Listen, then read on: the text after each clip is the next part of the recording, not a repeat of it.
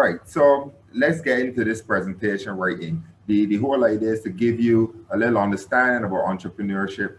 Then for those people who are thinking about starting a little side hustle, give you an opportunity to see what are some of the things that you may need or some of the things you need to consider in creating that side hustle. So first, let's talk about the definition of entrepreneurship, because like any decent academic, we should start with a definition that I consider myself academic, but nevertheless. So there are two definitions. One is from the Essentials of Entrepreneurship, a business book that you use at UE, and the other one is from the Oxford Dictionary. So a person who organizes and operates a business or businesses taking on greater than normal financial risk to do so. That's one definition.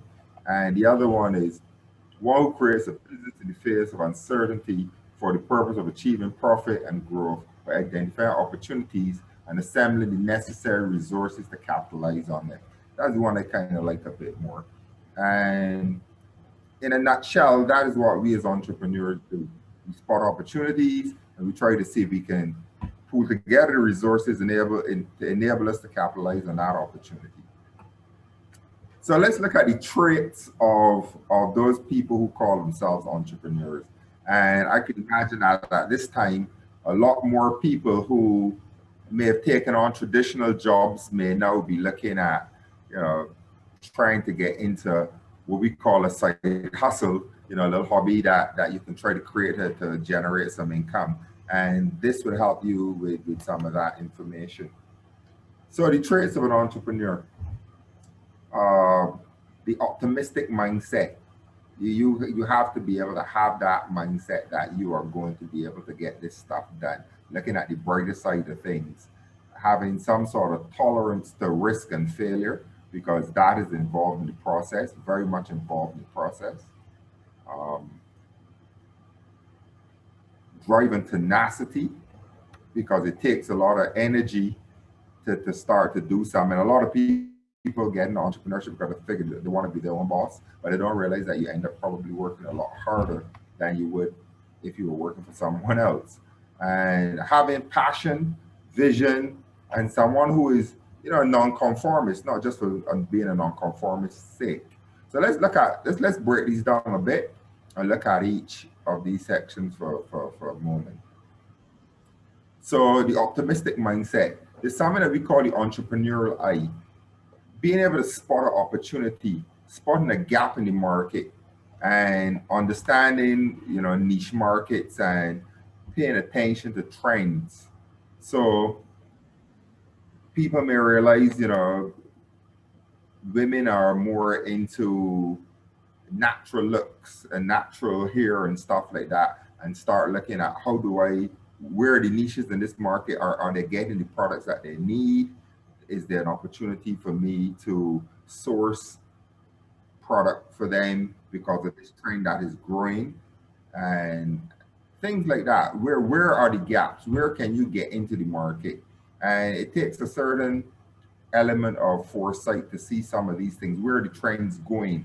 What will be the trends of the future? Tolerance and risk of failure. Now, there's a common misconception that entrepreneurs are people who just love risk for risk's sake. Most of the entrepreneurs that I know are kind of really risk averse, but they understand that you need to take risk in order to get profit and to gain position. But they mitigate the risk of failure by calculating that risk properly. And this picture, I mean, you would assume that it is kind of risky to jump out of a plane, but you can rest assured that most of these guys have the top of the line, best equipment, and they probably checked the equipment the night before. When they got in the plane, they probably checked it again. They probably switched gear, and each person checked their equipment to make sure that the risk of that parachute not opening is minimized highly. So entrepreneurs do the same thing, or at least should do the same thing. They have to have the ability to adapt and learn so that if something happens, because nothing really goes the way you plan it, but you got to be able to spot what's happening and switch and make the necessary adjustments very quickly. the ability to recover quickly from a failure. So you fail quickly and you recover so you can learn from that and move forward. And having that analytical mindset where you're kind of analyzing everything, not over analyzing, because that's a problem in itself. You got analysis paralysis.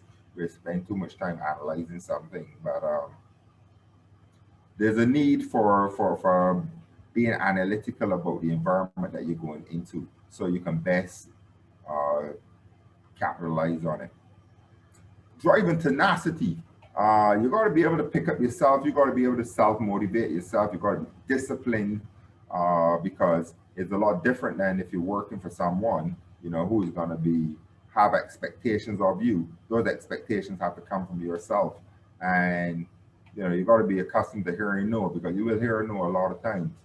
But at the same time, you got to be able to know when no means no, and realize that you're probably wasting time on that particular, you've exhausted that particular avenue, and move on to something else. Not being discouraged easily, because you hear no a lot of times, right? So it is very important to have that drive and that go get mentality. Um, Passion. A lot of entrepreneurs start their life because, start entrepreneur life because of a passion. They have this burning desire to do something. You know, one of the businesses that I've been involved in creative industries is I'm a musician. And, you know, it's a passion. It's something that I do, something that I love. And as a result, I started to create a business around it. So most people have that natural talent, some basic talent. I'm a good carpenter, I'm a good mason, I'm a good baker. So I decided to start a business around the talent and passion that you have. So this is another great way of getting into entrepreneurship as well. Uh, Vision. You have to be able to see, things that the average person not seeing the possible outcomes of all the particular avenues that this particular idea you have may go down. Having a clear understanding of the landscape that you're operating in. So I may have an idea that may be suitable for Jamaica, but in the Barbados context, it may not necessarily be the best fit for this environment. So I got to be able to understand the landscape that I'm operating in, and vice versa is the same. So you have to have a clear understanding of the environment you're going into. And a little later on, we look at some analytical tools which will help us to understand that. Being able to articulate to others what you are trying to do. This serves well for two things really. Um, One, you're going to need to build your team or motivate not just your team, but people who may be working for you, I guess, who are your team as well. So you need to motivate them and have the charisma to keep them on board. But at the same time, you want to be able to sell that vision to other people. So maybe like funders, people who you need to get some money from, or maybe the people, your customers who you're going to sell this product to. So you need to have that ability to articulate yourself, and have that charm and charisma. In some cases, it isn't absolutely necessary, but it helps. So nonconformist, and not just nonconforming for being, a nonconformist sake, because you don't want to be an idiot, but at the same time, you want to be able to be comfortable taking the path that most people don't go on. Be comfortable taking that risk, doing something different, seeing the world in a different way. And maybe 50 years ago, the thought of going in a supermarket and buying a baked chicken on a Sunday, may have been atrocious. But some person along the line spotted the trend that, a lot of professional people who are too busy to cook or don't want to cook or can't cook and prefer to just go in the supermarket and buy a chicken already baked and take it home and eat it. So somebody has to take that, let's do something slightly differently. Let's change the model. Let's see how the world works, how we can have the world working differently. We take Facebook, for example, Zoom that we use now, for example. Let's look at the world in a different way, right? So there's several different types of entrepreneurs, and the names, I'm not big on the labeling, but there are tons of labels, and these are just a few.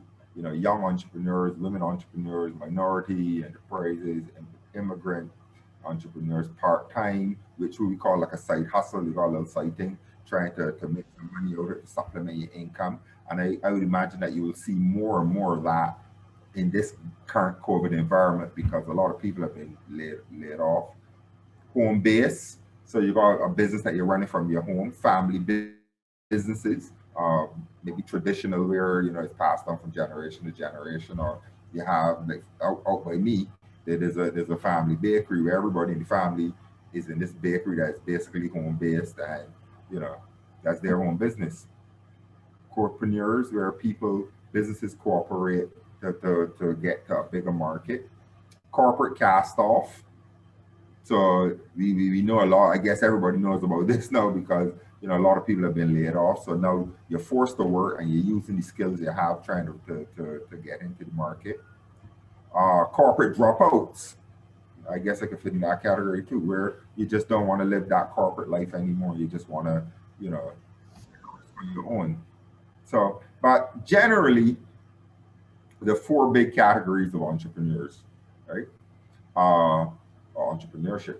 Small businesses, which you just explained, the little side shop, the little small shop in your district. Scalable startups, which are really more like tech kind of companies to some extent, where you start this company in a small way and you're looking to build on it, probably, get it to a point where it's attractive and sell it, or get major investment to build it out. And then there's large companies, and large companies that are entrepreneurial. So for example, like the Zooms and the Facebooks and the Alibabas and the Amazons, although they're very entrepreneurial in the way they work, Google, but they're also a large company. So they have a corporate structure because they need that to operate to survive, but they're very entrepreneurial in the way that they do things. And then social entrepreneurs, people who want to see the world be a better place and try to figure out something that is innovative that would help communities and people and humanity generally, but make a living doing it as well. You see a lot of these in like solar projects and stuff like that, where people bringing solar to communities and bring electricity to communities, etc. So let's talk about the benefits of entrepreneurship. Why people get into this stuff and profit. Sometimes people just want more money, personal fulfillment, improvement society, enjoyment of their work. So let's look at these, break these down, and look at each of them a bit more. So profit, you want to make some more money. You see the potential for growing what you're doing and making a better life for your family. And in many cases, there are a lot of entrepreneurial businesses that start from, okay, so I have a basic talent. I was selling this talent to a larger company, but I realized, yes, I'm making this company big and I'm doing good things for them, but I'm not really enjoying the benefits of my hard work. So maybe I take my talent and invest in myself and do a shoot off business of what is originally happening. So, so people do it for money. Personal fulfillment, I have this idea and I just want to see this thing grow, and I want to feel this personal fulfillment of doing this myself for me, as opposed to working for a company and not being recognized for the contribution that you're making. Improvement of society. And this is a great link to check out. This is a lady, Anita Roddick. Most of you may be familiar with it with the Body Shop. It was purchased by a few years ago by L'Oreal. But she had this idea of creating this business that she wanted, doing the more natural kind of products, but she was also interested in improving society, and she was also interested in fair trade, making sure that the people who are generating this stuff also benefit from it. So they were involved in setting up cooperatives in the areas that they were getting the raw materials from, to make sure that the people benefited from their business, and that people were being treated correctly and stuff like that. So some people do it because they want to improve society while it's making a profit. So like in my bio just now, we're hearing about the 3 Ps model. people, planet, profit. You can help people, you can improve the planet, and you can also make money out of it. So there's no reason why you can't do all three. This is a perfect example of that if you get a chance to look at that.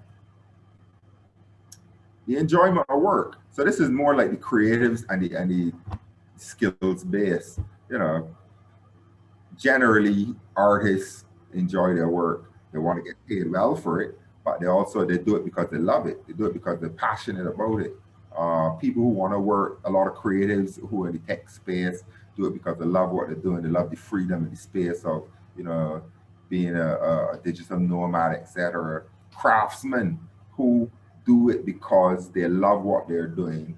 Yes, they want to be compensated. They want to be compensated well, but there's a physical and an emotional fulfillment in doing something really good.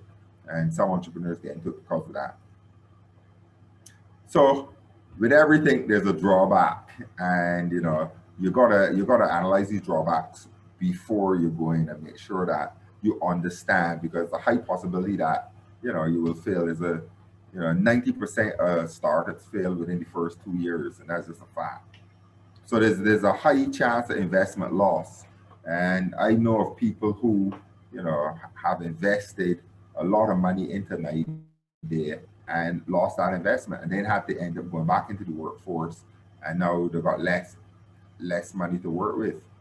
Unpredictable income. You know, you don't know from month to month. You don't know if it's gonna go well. You know, how long it's gonna take to pick up. How soon you begin a salary. You're not on that fixed salary. This is a good and a bad thing, because, you know, I look at it from the good perspective that, you know, I don't know what's coming next month. So what I got this month, I got to make stretch, and I got to keep some to make sure that I've got at least, you know, 8 to 10 months working capital. So you save harder, you end up being a little bit more frugal, and it works well for you. Stress and heavy time investment. A lot of people go into things not understanding how much time, you know, going into a business takes, and the amount of stress knowing that you could lose the initial investment and stuff like that. So you got to be prepared for these things if you're going to go into it. And also that the buck stops with you. A lot of times people who work for people know, like, you know, you ain't there. Yeah, my company is not, you know, it's not that I don't care, but somebody else is going to be up at night thinking about that, not me. I'll be sleeping. But, you know, in these cases, when you got a lot of money on the line, unpredictable income, you know, the buck stops with you. You're probably, you know, losing sleep at night, and that's normal, you know. That's where the ideas come. So let's look a bit at, you know, now we talked about who is an entrepreneur, the types of entrepreneurs. Let's look at now. So I've kind of started, I want to get into this thing. So what do I need to do? Right. So it really starts with an idea. So you got this hypothesis that, you know, this thing's going to be the next biggest, bestest curve jumping kind of a deal. And how do I test this hypothesis? Because it is just a hypothesis. I think this will happen, but will it really happen? Do people feel the same way about this as I do? And another good thing to do when you're testing, I mean, the first thing we do is people, you know, you're going to chat at your brother and your sister and say, listen, man, I got this idea. That's normal. But I will caution you about this from the perspective that, you know, when you share idea with people that love you, you know, they don't want to hurt you. So, you know, in many cases, unless you got that person in your life that can tell you, you know, sounds like crap, you know, and give you the cold hard truth. Most people generally tell you lies from the perspective that they don't want to hurt. Yeah, this sounds like a nice idea, yeah, man. But that's not what you want. You want the cold hard facts, because this is energy and money you put into this stuff. So few people can tell you the idea sounds like, you know, crap, but you need to hear that if it is indeed true. So how do you test this, right? So you got this idea, you want to test it. So good way to start thinking about it is by analyzing the assessment of human needs. Right? We got this little acronym PIES. Every human has these needs: physical, intellectual, emotional, and social. Just like Maslow's theory of self-actualization. This is kind of for products and services. We all have these basic needs. So even in this area, you know, everybody, this is a house. Everybody needs a house to some extent. Most people, most normal, conforming people in the society need a house. And a house, this is a basic house, you know, roof over your head kind of a deal. But you know, that serves the physical need. But suppose now you're a young professional and you have an intellectual need about the kind of house you want to live in. So, you know, maybe this house is for you. You know, it gives you, you know, architecturally pleasing. It was designed by this top architect. It flows with the landscape. It blends in. It's solar. It's all these different things that make you, that satisfies your intellectual, your intellectual needs. Then there's an emotional part of it. So, you know, suppose you have a young family, you spend a lot of time away from home. So maybe this house is for you. Maybe you're thinking about security.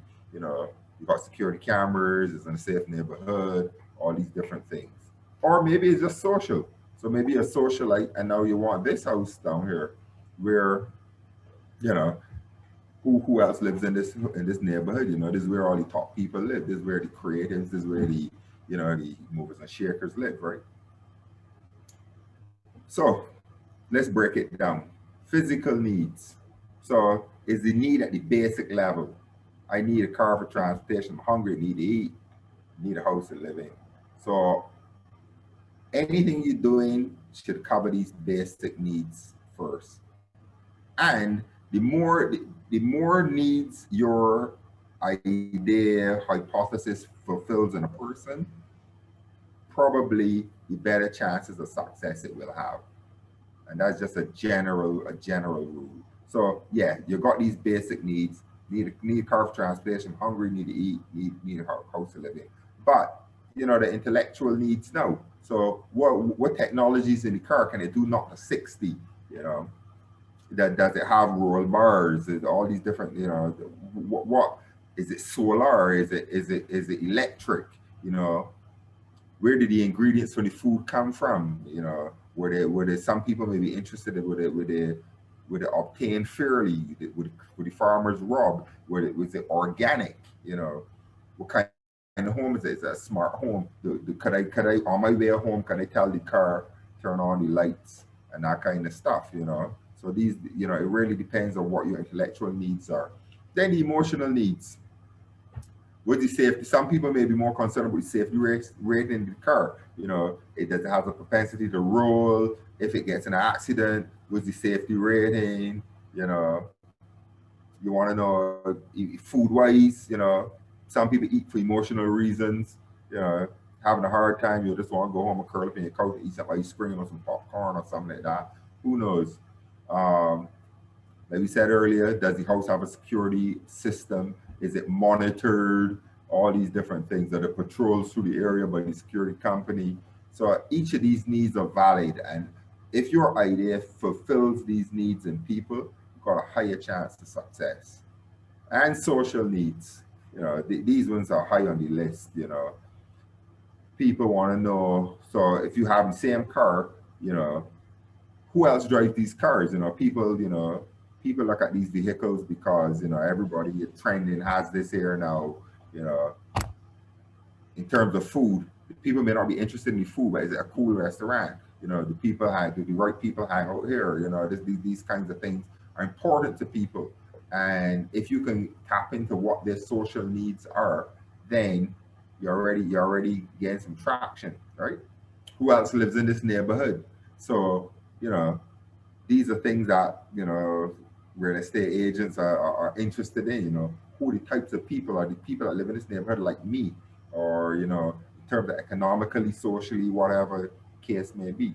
So these are things that people think about, and the more you do that, the more you understand this, the better you can fit the needs of your product into these people's lives.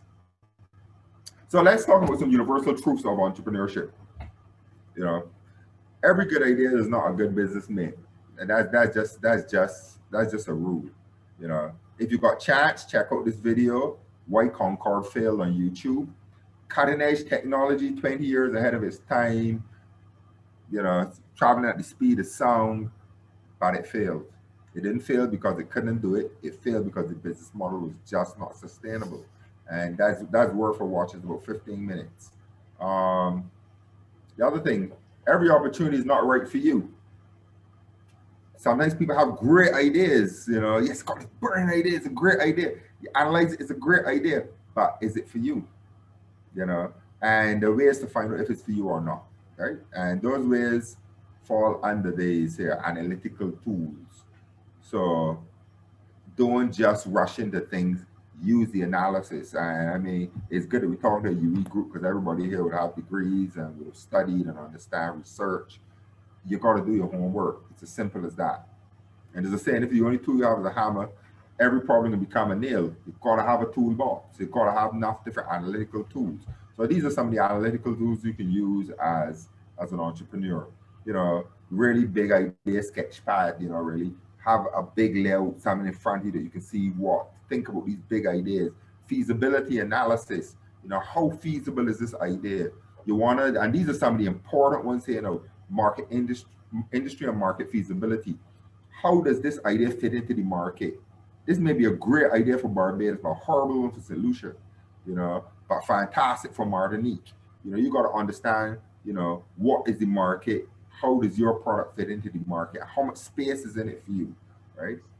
Product service feasibility, how is this working in that particular market? Is it feasible for people to use this? Is it smooth transition for them? Financial feasibility, can you afford to get into this market? And this is a big one for a lot of people because finance inhibits a lot of things. That access to it inhibits a lot of things. There's an idea, it's not a huge idea, but I've got some things that I would like to get into now. And I've got some partners that we would like to get into this, but the reality is financially it is difficult. The buy-in is high. And even if we pull together our resources, we still got to take a loan. And if we take that loan with the interest on the loan and all the different complications and all of that, it just makes it very difficult to get into it. Do you have the right team? This is a big one.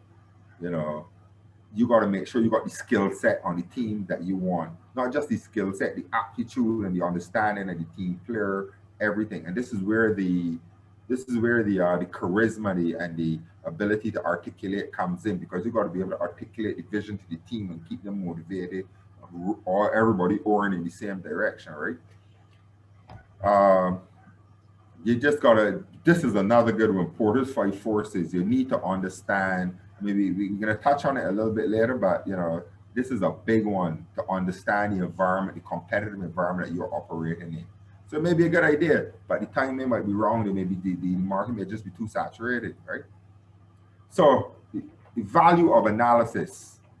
What analysis does for you, it validates your ideas, your hypothesis. So don't just go and ask your buddy, got this idea, and he said, yeah, man, it's not a good idea, pat on the back, because they don't want to hurt your feelings, and you go there and lose some money. It allows you to mitigate unnecessary risk. Yes, there's an inherent risk in getting into any business venture, but there are also unnecessary risks that you need to understand. So you're going to buy this property to build a house on it. You know what? Simple things. Go down there at 9 o'clock in the morning, go down there at 12 o'clock in the day, 2 o'clock, 8 o'clock at night, midnight. You need to know everything about that area. Go down there when when the rain is falling heavy to see if the area flooding. Find out if people hanging out in what kind of people hanging out around the place, if it is safe. These are things you need to know, right? If you're going into a housing project like that. The assessment, the skills needed, and the resources.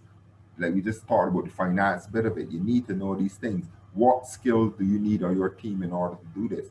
When we were doing the flipping properties thing, I made sure that one of the people on our team was a lawyer, because we got a lot of legal things to do. The property's got to be bought and brought in, conveyed in, conveyance in, conveyance out.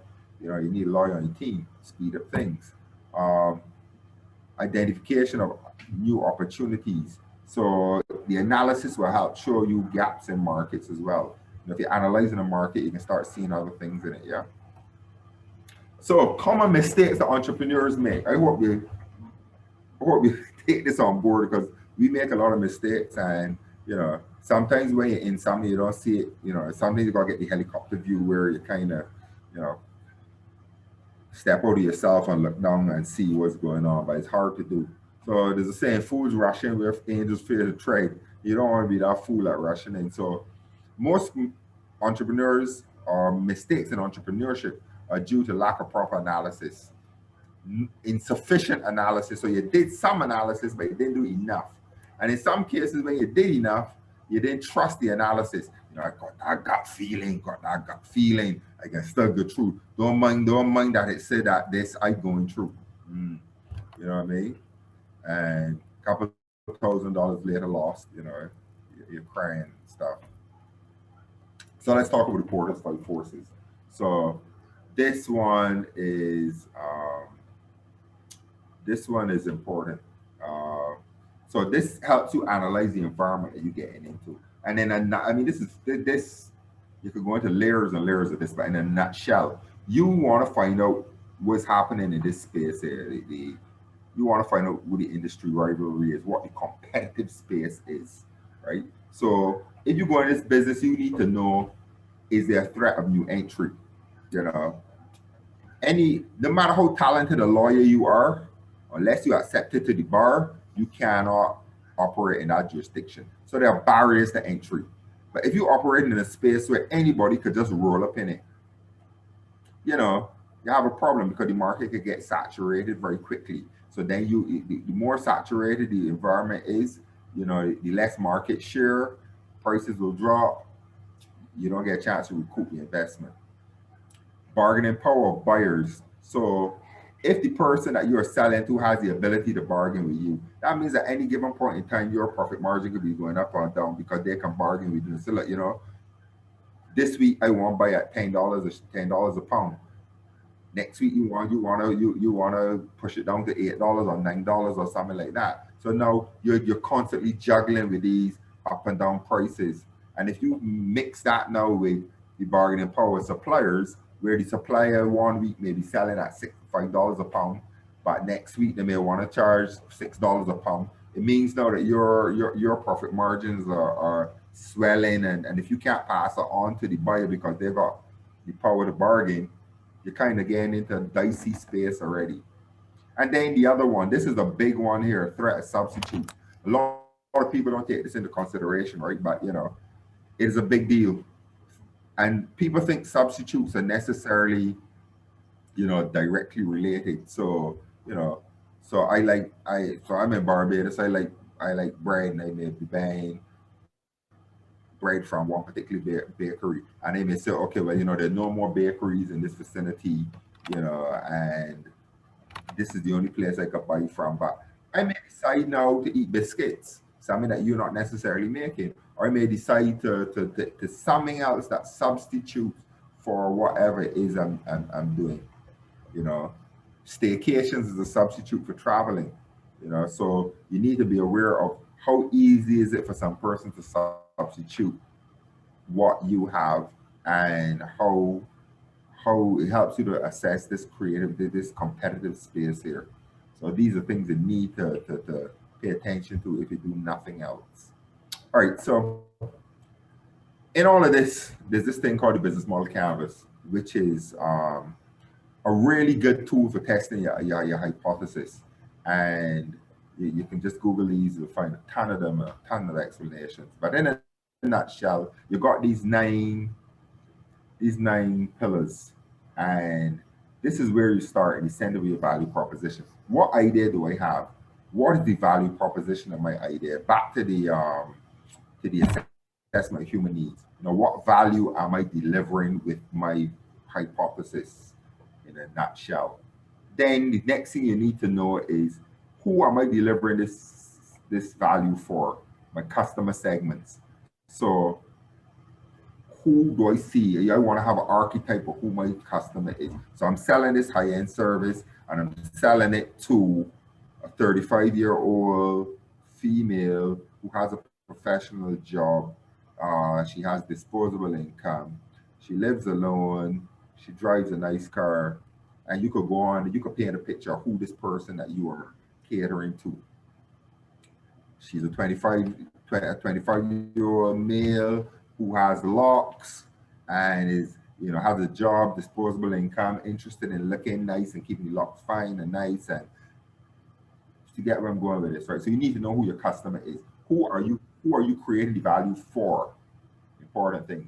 Once you understand who you're creating the value for, now your next thing you want to figure out is what kind of relationship do I want to have with this customer? Is it going to be I sell you this thing and I never see you again? Is it I do follow-ups? I have product workshops and stuff to help you see, you know, help you grow with your product. So like I got a friend that has a hair product line for natural hair, and all over Instagram every day she's posting stuff about how to use these little short tutorials and all this kind of stuff. So what kind of relationship do you want to have with that customer? You know, is important. Are you going to build that? How are you going to get them? Are you going to build them? Are you going to grow them? So you get the one customer. Are you going to sell them? Are you trying to set them up to sell them other products and other services? Right. Then you need to figure out the channels. So channels is split kind of in two. How am I gonna reach this customer and let them know that I have this amazing curb jumping thing that I'm gonna sell them that's gonna change their life? How am I gonna reach them? Through what channels? Is it gonna be social media? Is it gonna be, you know, in person? How do I reach them? At the workplace, at the home, at the office, in the bar, where to hang out, where to socialize through the partners, right? Then the other part of it is, how do I deliver? Which channels do I deliver this value to these people? Is it through digital? Is it a physical product? I need to deliver it to them. Would it be person delivery? Which delivery? How do I get it? How do I get my product to them quickly? So once you figure out that with your game changing hypothesis, now the other part you need to figure out now is over here now, which is the who do you need? Key partners. Even before we get to key partners, what are the key resources you need to deliver this value? What do you absolutely need in terms of raw materials, skill sets, etc., to deliver this value? Then you also need to figure out what are the key activities I need to do to deliver this value. I may be making it, I may be buying it, trading it, I may need to deal with shipping and imports and all this kind of stuff. Who are the key partners I'm going to need? I may be creating a product that needs a particular main ingredient that I can't afford to leave to chance. I need to partner with, or I need to have some really key relationship with this person to make sure that I get the product I need in order to be able to create this value. Then once you've got all of these things figured out, you got to figure out how am I going to cost this? What does these things cost? And this is where the cost is in your key partners, your key activities, and your key resources. This is what pays for this. So you need to figure out what your cost structure is, so you know what your product is and how much it's going to cost you to produce this value. And then revenue streams. How are you going to get this money from these people? You know, how are they going to pay for it? Is it going to be streaming? Is it going to be licensing? Is it going to be a one-time sale purchase? Is it how are you going to get this money? How are they finding out what do people usually pay? So they want to figure out about revenue. How are you getting this money, and by which means are you going to get it from these people? So this is a good model to really run your idea through. If you got this burning idea, once you've done all the analysis and everything, and once you can answer these, you kind of got something now. And this is a living document, so it changes moment by moment. Earlier we spoke about being able to adapt quickly. So something may change in one of these, which will allow you to, which now you can go back and change. So you may realize your customers don't necessarily want, everything that you're offering, but they may want a particular thing, a particular segment of it. So now you can zoom in on that and try to change your business model to provide what they need based on what the customers are telling you through the research you're doing, right? So this is a great tool if you want to start a little side hustle. So please check it out if you're interested. So there's something called the value proposition canvas, because value is just that important. You need to understand value. And this is back down to like the pies, things we were talking about. So your value proposition does basically two things. This is your product or service here.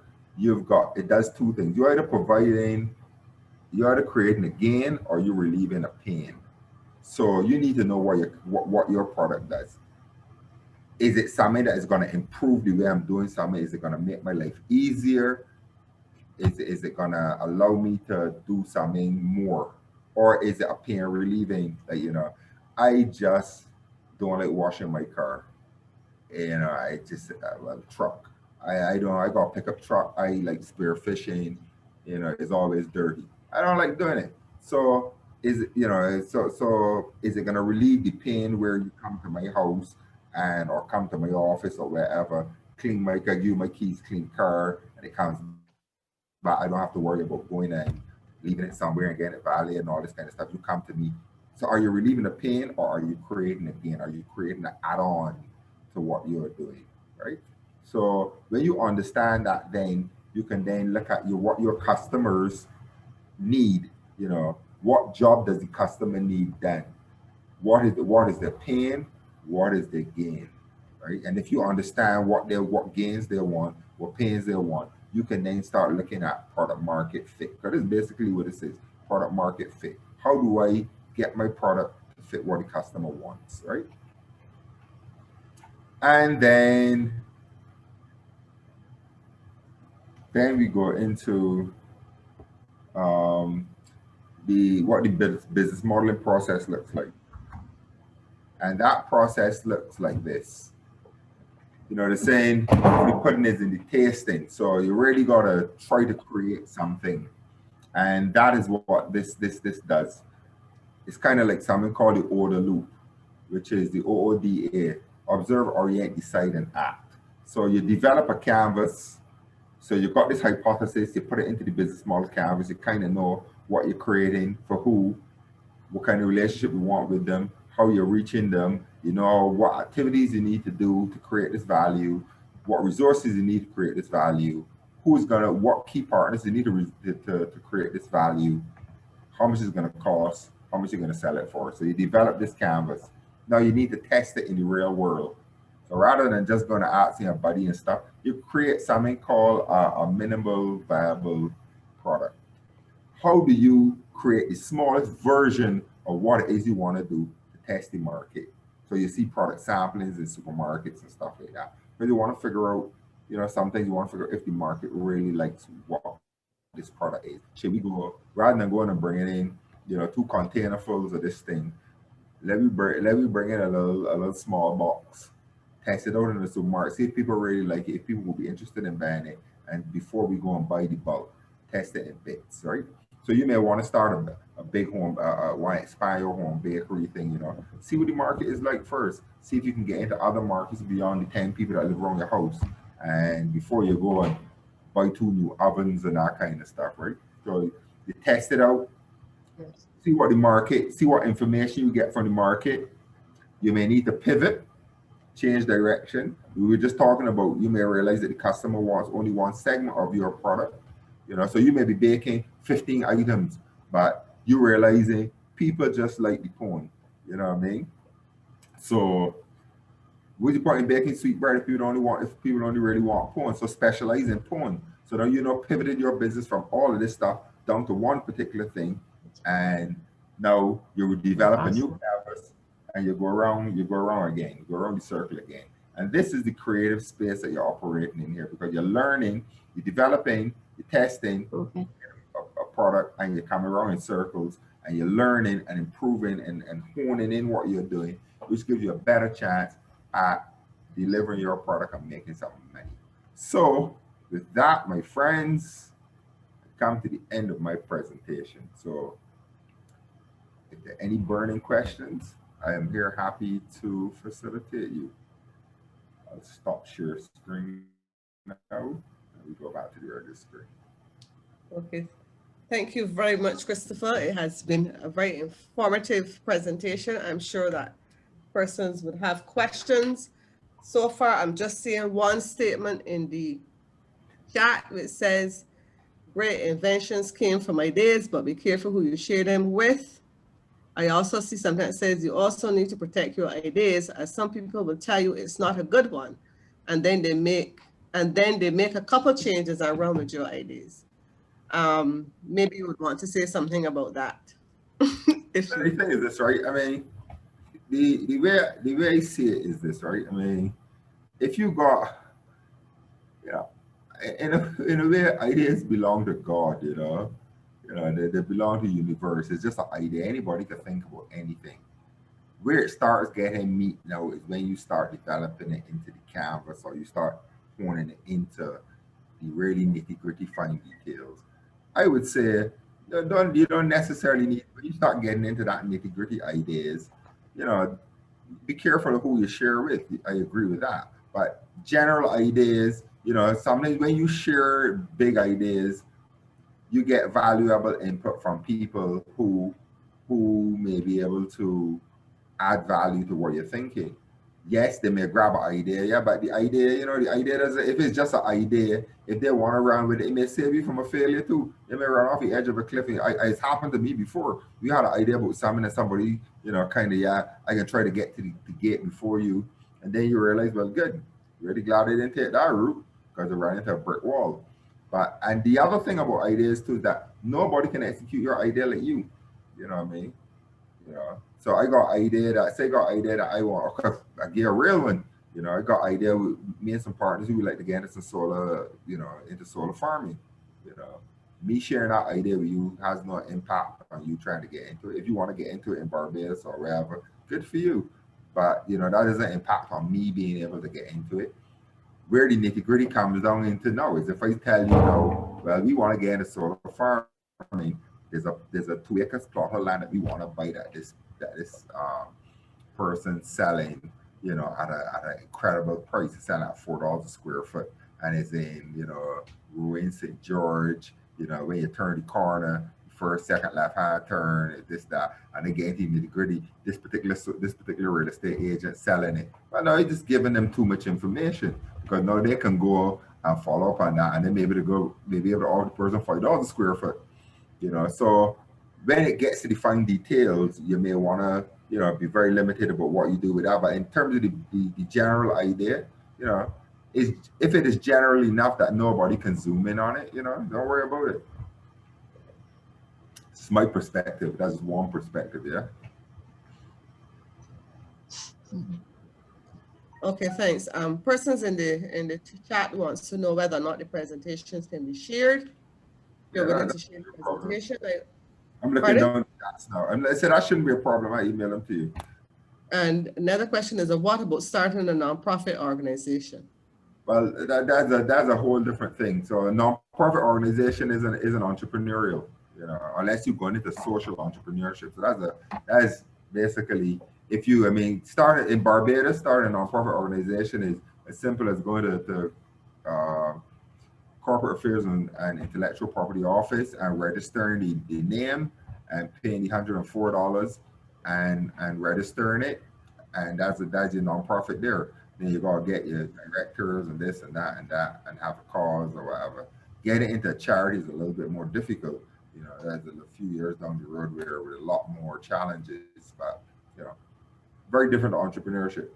I'm about trying to make some money.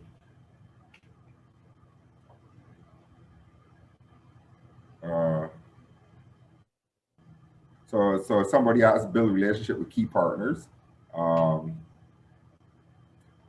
Quite sure what you mean, but yeah, in terms of there's some people in your business that are key to your business. Okay, for example, a guy used to teach with, he had a smoothie bar, but he sold it. And bananas are a big part of smoothies.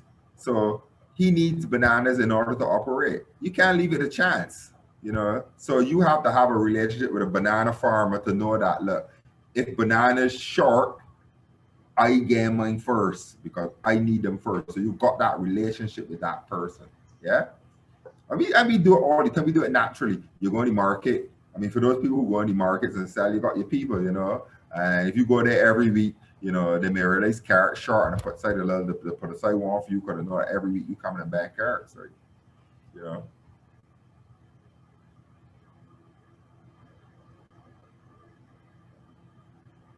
Right. So somebody says that persons I share my ideas tend to be closer to my target customers. All right, so that's a good one. So that's the person you want to share ideas with, the people who you think are your potential customers, not necessarily the people who will be potential competitors. So if I, maybe not me with hair care, I'm not a hero, but if if I was going to do a hair care, if I was going to test the hair care line, I'd be looking at the people who I think will be using my product, and I'd be asking them questions because I want to get feedback. And that's a really good point that person made, right? Because you want to get feedback from not just anybody. You want to get feedback from the person who would potentially buy your product, because that's who you want to know from. So asking me about hair care products is a waste of time because I ain't got no hair on my head, right? So, maybe ask some person that got hair,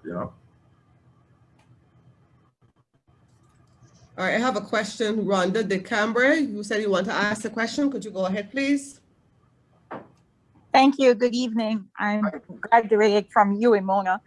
I'm really very impressed by the way you discussed people's personal reservations towards businesses, because even though you have a good idea, you talked a lot this evening about just being risk adverse and being willing to hear no several times and still have the resilience within you. Because I think a lot of us have good ideas. I know I have a lot of great ideas, but they're the grit that you're talking about and just I guess just fortitude to withstand what it takes to make that business be successful. That's not for everyone. And what I really got from you this evening is that having good ideas doesn't necessarily make me suitable as an entrepreneur. And that's not what you get a lot when you go to these self-help sessions or so forth, because they pump you up a lot and so forth. But you really have to do a lot of introspection. And that's what I really picked up from you this evening, understanding yourself and what your personal comfort level is with going down this path, whatever your idea is. So the thing, so thank you for that. And the thing is that a lot of these self-help things the people check are, they're peddling a product too. Their product is to boost you up, but the reality of the situation is, this isn't about boosting or selling anything, it's about telling you what the truth is. Every person is not suited for everything. They got things that I know that I am not suited for, and I avoid them, I'm not the most sensitive human being in the world, and I got certain environments that involve a lot of sensitivity, and I know that maybe this is not for me because I may be a little too harsh for this, but you have to know. And some people know they may be soft and they don't have the resilience, to push people. Remember, I gave a story. I remember I bought this kid in Spikestown in Barbados selling these little juices, right? He's just a young, probably 14 or so, selling these juices. And this kid was just resilient, and I was playing with him a bit, so I was pressing him on price and pressing him on, suppose I want two, suppose I want this and that. And this guy was just right there. He has the aptitude and the attitude, and he was thinking on the spot. I could see him calculating how much money it take him to do this. And if he sells me 3 at this price, how much profit he's going to make and that kind of stuff. And I'm pressing him. And I got him down to the lowest deal. But I then ended up paying him exactly what they were worth because I was just testing him, just having fun with him. And he was resilient. But that's not for everybody. Some people may just say like, man, person being too hard, this, that. You gotta have fortitude. Yeah. Dr. Harper, what about people? Not doctor at all. Sorry. What do you think about people who go into franchises that in some way the risk has already been taken for them? So essentially they're buying into a successful business already. What do you think about that as opposed to just straight entrepreneurship with your own idea? Yeah, I mean, okay, so there's nothing wrong with that, but there again, there's still an entrepreneur element of that, because although the franchise may work in several other areas or several other jurisdictions, it may not work in yours. So you still have to do the same thing. Who are my customers? Are my customers willing to buy this stuff in this, that I'm selling this franchise? What are the price points? How much disposable income to have for this? I'll give you a good example here in Barbados. So everybody knows McDonald's, right? McDonald's is one of the most successful franchises in the world. McDonald's failed in Barbados. one of the few places in the world that McDonald's failed. It failed in Barbados because a lot of things were just wrong. You know what I mean? So every good idea, like I said earlier, every good idea does not a good business model make, right? And it just, you know, it just wasn't suited for this environment. One, we had a really good competitor in Chefette. Two, Barbadians, like most Caribbean people, like highly seasoned foods and stuff like that. And McDonald's is kind of a bland kind of a thing. So when a lot of people who probably weren't accustomed traveling and maybe experiencing McDonald's heard about this McDonald's thing and tried it, they realized that compared to what they were already getting in the market with Chefette, it was kind of bland and the price point wasn't right, and it was just a lot of things at that given point in time. Also, the timing of it was wrong too. You know, they came into the market at a time. So if McDonald's was coming to the market now, it will probably have more success because, you know, you got more professional people. People are more into not cooking and the this and the eating more. At that time that McDonald's came, I remember it was a while ago. I was quite young. It was at a time when people were, you know, still cooking a lot and the eating on, you know, eating out and fast food was not as big as it is right now. So sometimes timing is wrong. But if you want to go on a franchise, nothing wrong with that. But you still have to analyze the market and see. Same thing with the strike forces, with the threat of substitutes and all of that. Because you know what? People may say, okay, well, you know, Chefette is a substitute for McDonald's. But you know what? A tin of sardines is a substitute for both of them, yeah? And it happens all the time. You know, I coming home late at night and they say, you know, a bit hungry, maybe I should pull in Chefette. And they say, you know, I got sardines for them. I'd save the money, go home and cracker in the sardines to go as well. Yeah? I saw one question. It said, do you consider authors as entrepreneurs, and would the same models as presented apply, or would others be more appropriate? It depends on what kind of author you are. You know what I mean? If you, of course, I mean, yeah. If you write in children's books, and there's a big market for children's books, or you write in self-help books, it's self-help books. You know, if you're writing an autobiography or something like that, well, that's a different story. But if you're doing books in a particular vein, then you still have to analyze what is the market for that, who the people you're buying for. So they got this one I remember when my niece was small, is Rasta Mouse. That was a huge thing in the UK. You know, that author, you know, they saw a gap in the market. The gap in the market was, yes, we got a big Black population, a West Indian population in the UK, but none of the children books don't represent our cultures. So this person decided to write a book about Rasta Mouse, and the mouse was a Rasta, Jamaican Rasta with lots of things, and it was cute and it was really popular. They saw a gap in the market. They provided a product that filled that gap through their ability to write. Nothing wrong with that. Okay, Cecilia Neblet. Marie, could you go ahead with your question? Do you have a question? Hi, good night. Hi, Chris. My question. I have a friend, and this friend made over $4,000 this month just by selling topsoil because he was laid off during the COVID period. How sustainable would that business be for him? Like anything else, you know, at this given juncture in time in Barbados, if the person is indeed in Barbados, a lot of people at home, a lot of people laid off, money tight for everybody.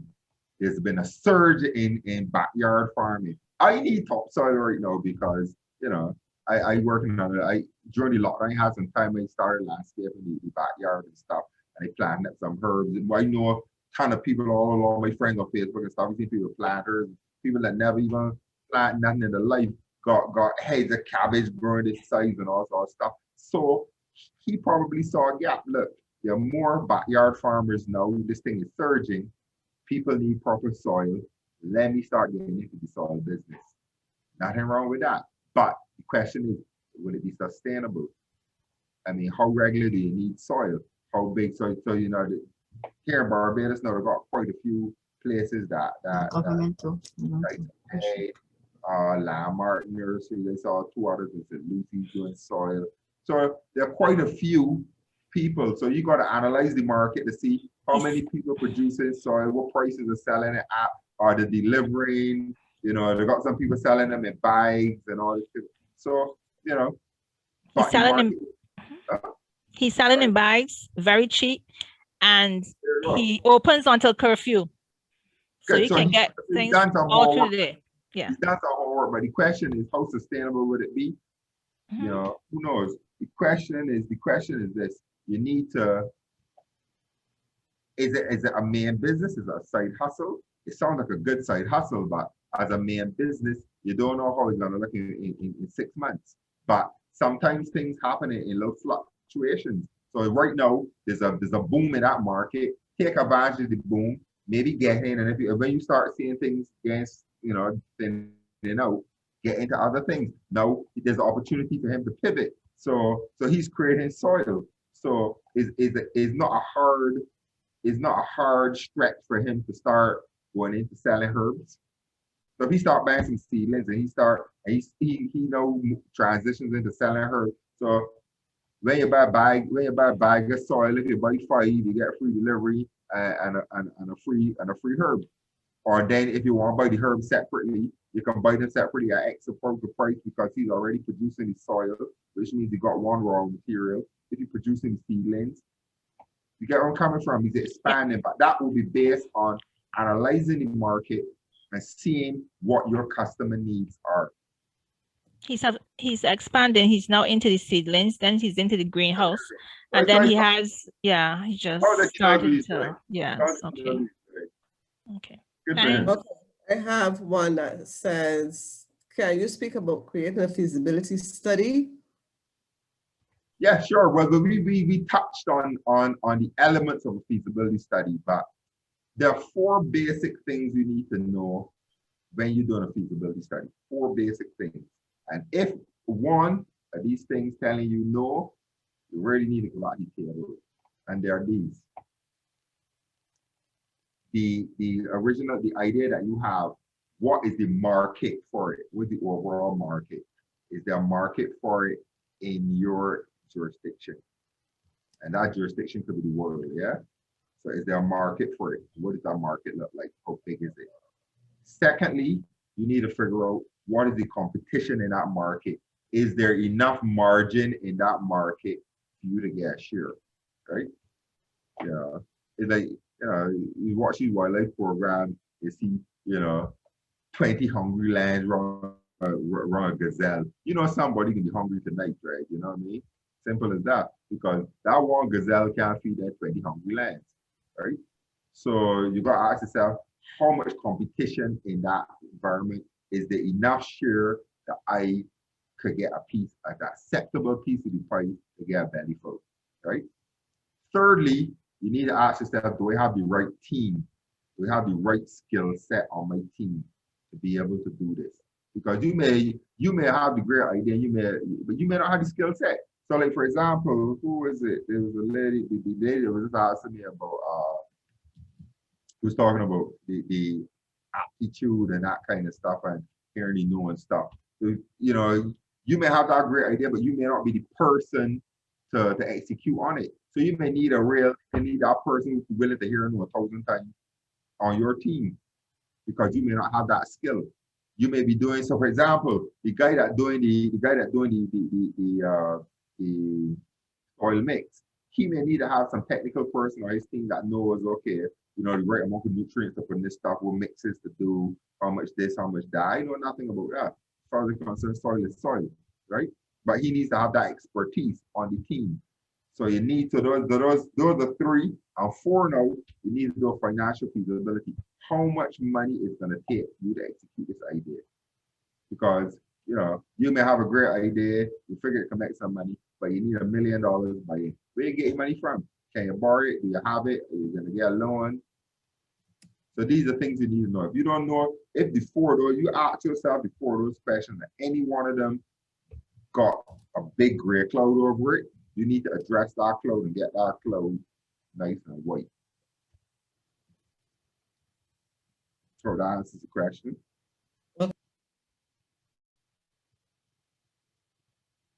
I'm not seeing any more questions in the chat. Persons have been asking about the recording and also the slides. And I've placed my email address in the chat. It's alumnioffice@cavehill.uwa.edu.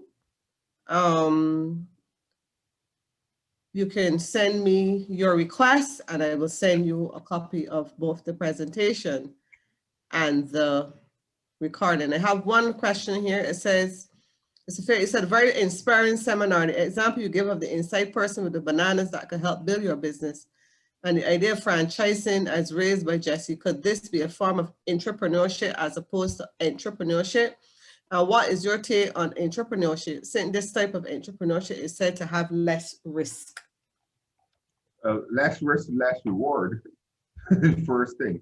I mean, entrepreneurship is really, you know, is really like in big companies as such, where, you know, within that company, there's a small team that is operating on maybe a project of the company. So you're not really an entrepreneur.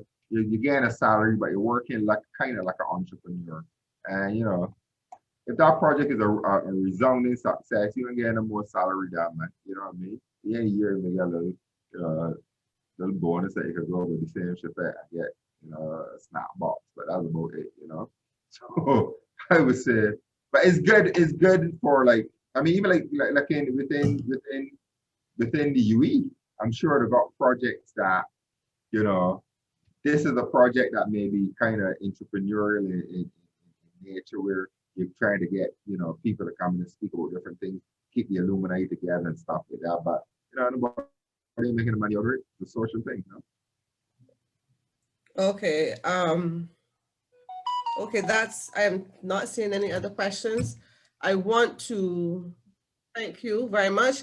With us this evening, we have our Director of Alumni Relations, Celia Davison-Francis, who's also on with us, and the Vice President of the Alumni Association Barbados Chapter, for whom this webinar is being sponsored, as well as Solomon from the chapter as well, and Pedro Medford also. I welcome you.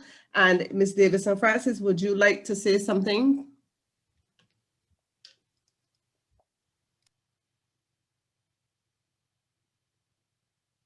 You know. Hearing it. Celia? Good evening, everyone.